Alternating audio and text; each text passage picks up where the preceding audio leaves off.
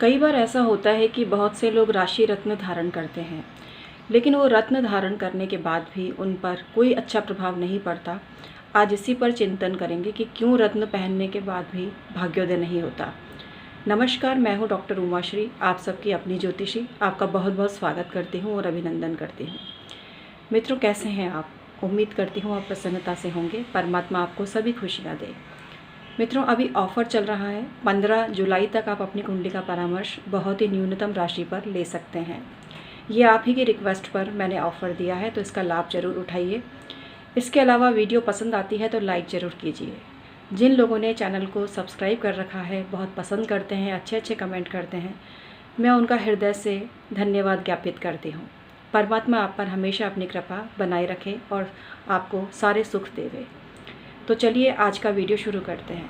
मित्रों, राशि रत्न इफ़ेक्टिव होते हैं, इसमें कोई दो राय नहीं है, लेकिन रत्न प्योर होना चाहिए और आपको सूट करना चाहिए। जब भी कोई रत्न पहने तो उसका विधिवत पूजन करके ही पहने, शुभ मुहूर्त में पहने, शुभ दिवस पर पहने और कितने रत्ती का पहनना है ये ज़रूर आप ज्योतिषी से जान लीजिए।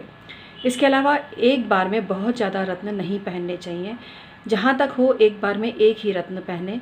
बहुत अधिक आवश्यकता में 2 रत्न धारण किए जा सकते हैं, लेकिन उसका जो रेशियो है कि कितना मात्रा में कितना रत्ती का आपको पहनना है, ये ज़रूर जानना आवश्यक होता है।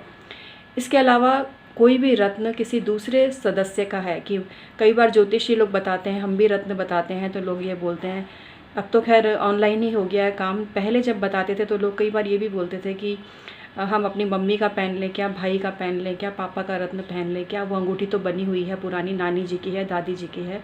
तो हर अंगूठी में उस व्यक्ति की नेगेटिव या पॉजिटिव वाइब्रेशन होती है। तो भूल कर भी जिस मनुष्य के निमित्त कोई रत्न का निर्माण आपने करवाया है, अंगूठी या पेंडेंट बनवाया है, तो वो भूल कर भी नहीं पहनना चाहिए। आपको अपने ही लिए रत्न शुभ मुहूर्त में खरीदना चाहिए और उसे आपको पहनना चाहिए। कई बार ऐसा होता है कि एक का रत्न दूसरे ने पहन लिया तो वो फ़ायदे की जगह नुकसान भी कर सकता है, क्योंकि उस व्यक्ति की क्या सोच है उस रत्न में समाहित हो जाती है।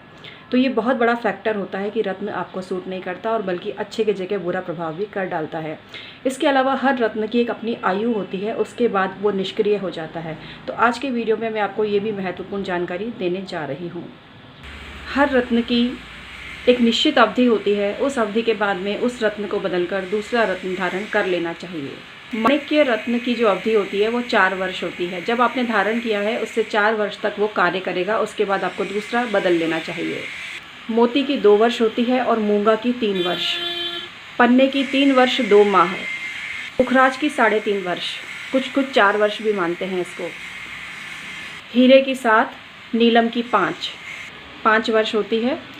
और राहु और केतु के जो रत्न होते हैं, गोमेद और लहसुनिया, इनकी अवधि 3-3 वर्ष बताई गई है। कुछ विद्वान इसको 3.5 वर्ष भी मानते हैं।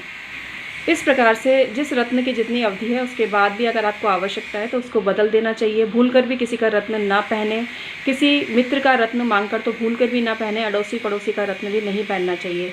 चाहे किसी से आपका कितना भी अच्छा व्यवहार हो, लेकिन उसका रत्न आपके लिए शापित हो सकता है, इसलिए स्वयं अपने लिए शुभ मुहूर्त में रत्न खरीदें और उसका निर्माण करवाएं। अगर आप रत्न खरीदने में सक्षम नहीं हैं तो भूल कर भी किसी से ना मांगें। इसके और भी ऑप्शंस होते हैं और भी सब्सटीट्यूट होते हैं, जैसे कि जड़ी बूटी होती है, जिस पर मैंने काफ़ी वीडियो बनाए हैं। इसके अलावा सेमी प्रीशियस जो काफ़ी सस्ते आते हैं, उनको आप धारण कर सकते हैं।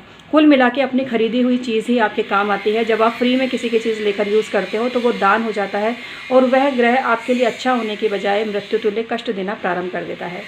इसके अलावा कुछ लोग रत्न खरीद के जब बनवाने वालों के पास जाते हैं तो वो कहते हैं, अरे आपने ये किससे खरीद लिया, मुझसे खरीद लेते हैं, मैं आपको आधे दाम पर दिला देता।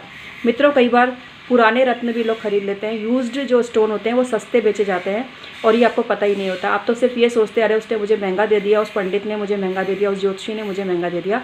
तो यदि आपको विश्वास नहीं है तो आप खरीदें नहीं, लेकिन रत्न खरीदने के बाद 10 जगह उसकी जाँच ना करवाएं।